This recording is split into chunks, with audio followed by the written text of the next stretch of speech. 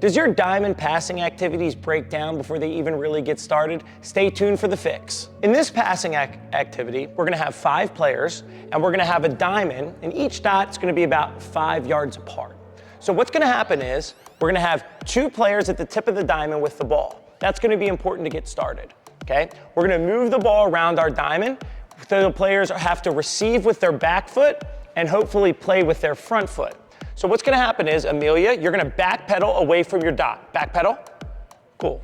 Now, the reason for the backpedal is, we're thinking about separation from our opponent, okay? So she's gonna backpedal. Now you're gonna play the ball to Amelia, and Amelia, I want you to receive with your right foot, and then you're gonna play to the next person, not yet. Now, ideally, let me see the ball. As the ball comes across, we want her to be able to receive with her right and pass with the left. That's the ideal situation. Sometimes it's not gonna be possible, right? But if she can push the ball straight ahead of her and then play with the inside of the opposite foot, that's gonna be optimal for how quickly we can move the ball around, okay? So after the pass, we're gonna all follow our passes, okay? So let's give it a go and then we'll look at it. Ready, play. Pass and move, follow. Good, good. Good, good. Good, not bad. Don't need a lot of power. Well done. Very good. That wasn't bad, but what we want to do is have timing. So pass the ball back to Chef Lily, please. As the ball is being passed, what we want to do is backpedal right as she's about to receive the ball. If we backpedal too early, then the defender is going to have time to get on us. So timing is really important. I can't get open too soon. I can't get open too late. I got to get open right at the correct moment. So as don't play yet. As I'm watching the ball come across the grid, now play it. I wait. Yeah. And now I'm going to backpedal. And as I backpedal, I'm going to check my shoulders so I can see my next target. Okay? Does that make sense, girls? So a little bit better timing. Okay? Ready? Let's good turn and play. Good touch. Keep it a little tighter. Good touch. Good. Well done. Easy, easy, easy. You don't need to cream it. Good, gentle. Beautiful. Good. Nice pace. Good. There you go. Good. Good. So for the next progression, as they move the ball, I'm just going to say switch. And what that means is, so play me the ball, Amelia. If they're turning and playing in one direction, and they hear switch, they're gonna fake that pass, change their mind, and go the opposite way. Now, what'll happen is, they might get confused where they're supposed to rotate after I say switch. You still just follow your pass. So regardless of when the switch was, wherever you pass the ball, just follow that pass, and the drill will work great. Okay, you girls ready? Okay, ready? So move the ball. Yep, play. Turn. Good, switch. Good, now we're going this way, good. Now the girls are gonna be receiving with the left foot and playing with the right foot. Good, good, switch. Very nice, good, good.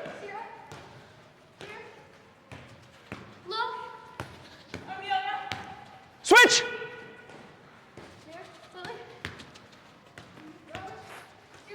Switch. Good, very nice. Switch! Good. Now in the next progression, we're gonna be doing some give and goes through the diamond, okay? So what'll happen is, we're gonna play the ball, and then after we pass the ball, we're gonna slide into the center of the diamond for a give and go around each time. So I'm gonna pass it, yeah, combo. Good, I play back. So pass, slide central. Yeah, good, now combo. Good, pass, slide central, combo. Pass, slide central, combo. Yeah, yes, Evie. Good. So we want that first pass on this side so we can play the give and go around. Boom, boom. So I'm here, I pass, I slide. Good. Pass, slide middle. Good. Pass, slide middle. Good. Yes. Yes, Evie. Slide middle. Good. Here. Now, yep. So look what happens if I don't slide central. If I don't slide central, go back a minute, the passing angle isn't right. So my small adjustment into the middle of the diamond is going to allow for the clean return pass. So when I play it, I slide middle, yeah, boom, boom. Good, good, good, good, beautiful, soft, very nice, very nice, very nice, much better. Good, gentle, gentle, good, good, the angles matter, good.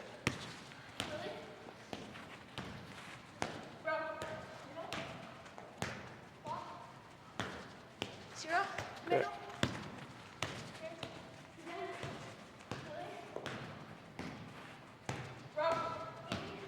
Wonderful.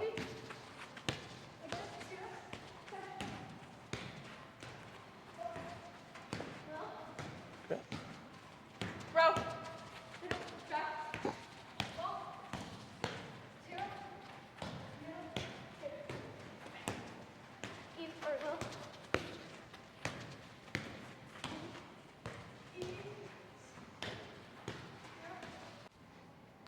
So a great rule of thumb that you can use pretty much for all of the patterns is 1 if you can, 2 if you must, and 3 if you have to. And that's just a quick reminder for the players to understand when to use 1-touch, 2-touch, or 3-touch. Ideally in this scenario, right, we're going to play as many 1-touch passes as we can. But if something breaks down or the pass is coming a little bit too hot and you need to take that extra touch to set yourself up, it's totally fine, right? So you don't want players forcing 1-touches when they can't realistically play that with 1 touch. And that's a lot of times where your drill is going to break down. So use the rule instead of saying you have to play with 1 touch, say 1 if you can, 2 if you must, and 3 if you absolutely have to. Now, for the final progression of the drill, we're going to lay the ball back and then play the ball across. The players are going to make 2 passes before they rotate, just like before, okay? And they're going to have to receive on one side of the dot and then the other side of the dot like before. Okay, so it's a little bit more complicated, and especially for younger players, it can get confusing. And so I'm going to show you some tricks to make sure that the drill runs fluidly throughout. So what's going to happen is we're going to play the ball forward, and the ball is going to get laid back and across. Okay, so what you want to tell your kids is after that first pass, it's always going to be left and across. Left and across, left and across. And that'll keep them in the right frame of mind. If you just use drop and across, you'll see that as the play gets going, they would get confused with that verbal instruction. But left and across works every time, okay? So play left to me, and I play across. Left and across. So the first pass, even if you could slide back, I want to receive the ball on this side of the dot. Okay, so play it into me. I lay it back, and now I'm going to receive it again, play across, on the opposite side of the dot. Good recovery. Perfect. Way to use 2 touches there.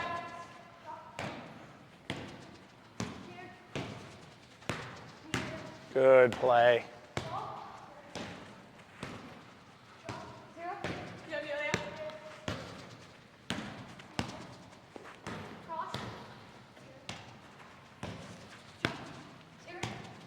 So now that the players are in a nice rhythm, let's work on their communication skills, right? So in this activity, I like feet and split, or feet and gap, right? So if you want the ball at your feet, be specific in your communication.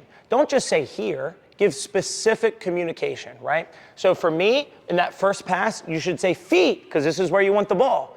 And then the player who wants the ball across the grid should say split to get the split ball. And just specific communication is very important when you're in a fast-paced game, right? There's fans yelling, there's referees, and you're dealing with all the whole environment of the game. Specific communication is very, very helpful. Okay, girls, so I want to hear feet and split. Does that make sense? Okay, let's get it going. Ready? Feet. Good. Yeah, split. Feet. Split. Good. Feet. Yeah, split. Good. Feet. Power control. Good. Some final thoughts on the diamond passing progression. For me, the most important thing in that last progression of the drill was left and across, left and across. that verbal cue to remind players of exactly what they need to do before the moment. A lot of times when you get new players who aren't used to keeping multiple ideas in their mind during a passing activity, they're gonna struggle. The ball's gonna come to them and they're gonna freeze, and then your drill's gonna break down. But that left and across reminder is gonna help them get through the activity. Lastly, be cautious of how firm the players are passing the ball in the drill. You're trying to encourage one-touch passing in the activity.